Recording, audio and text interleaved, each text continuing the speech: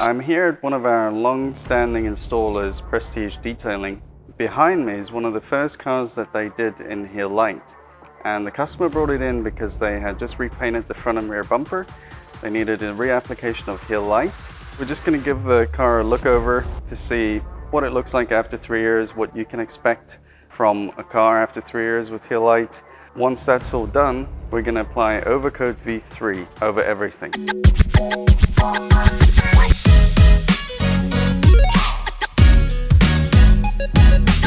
So, the self-healing light on this car is 3 years old. We are going to do first things first. What's on everybody's mind is to check whether the self-healing is working or not. So now we're just going to simulate the healability of the Heal Lite. And guess what? It's working just fine. So one of the most important tools I'll be using to identify the damage on the car is a bright flashlight that has a lower temperature. The little FEYNLAB flashlights work great for this purpose. I've had a quick look around this car. I found a bunch of different damage. All the damage tells a story, which is really interesting.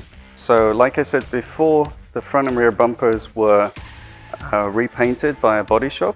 Part of the repainting process is they polish the surface normally, compound it using a rotary machine, and that actually adds a lot of damage back into the paintwork. So if we move around here, I'm going to be teaching you how to spot rotary holograms. So if we take a closer look and we shine the light on it, you'll be able to see these rays that radiate out of the center of the light. That's basically just a piece or a section of the holographic trail. In industry, they're called holograms because they have this holographic effect on the paint. An area that I always check for damage is right behind the front wheel. Now, what happens is, as people wash their cars, this is the last piece or last section of the vehicle that they wash.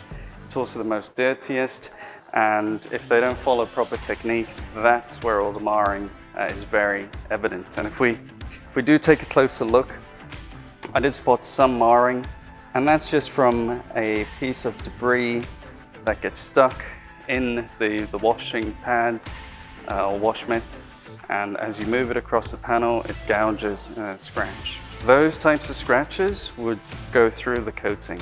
With the coating, any sort of marring, the recovery amounts that we expect, the type of marring we expect it to recover is fine marring from using best practices. Okay, so if we move back to the rear of the vehicle, normally in this area around here, we expect to see the least amount of damage because it's up, it's sort of shielded by this body curve here.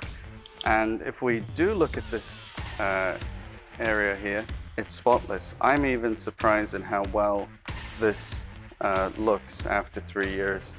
I know this customer, they don't particularly look after their car very well. They just do general washes. This isn't a garage clean car. This is a daily use car that gets washed, cleaned with whatever method is most convenient to them. To have this level, the lack of scratches, lack of micro marring is very surprising. A good testament to our product.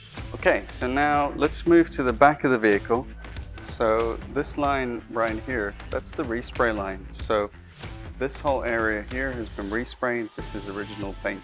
Now, there is a lot of marring throughout this area as well, because what probably happened is when they resprayed this, they polished off the coating and they polished this whole area here.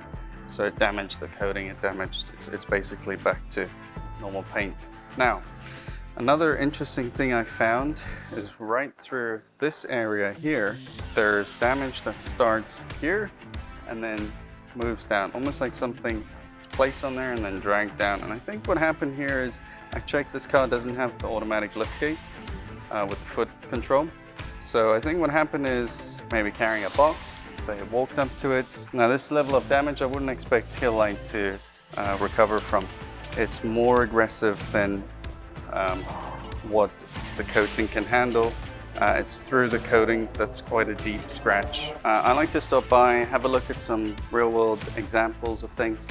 We listen feedback from our installers a lot to try and find ways of improving our products and to try and solve issues, but nothing beats being on site looking at a car that's had 3 years of abuse and 3 years of life with our products, and then looking at issues and trying to understand what may have caused those issues and how we can improve our products to perform better in the real world. I'm also personally going to be applying Overcoat V3 on this vehicle to get a better feel for the product in a production environment like this, rather than in a lab or in a very controlled environment. It's good to do some field work from time to time. So I hope that gives you a little bit of insight on what we do from an R&D point of view and a customer follow-up point of view to make sure our products are performing well. Yeah, if you have any other questions, let me know in the comments down below. It's always great making these videos, and I look forward to making many more. Thanks guys, take care.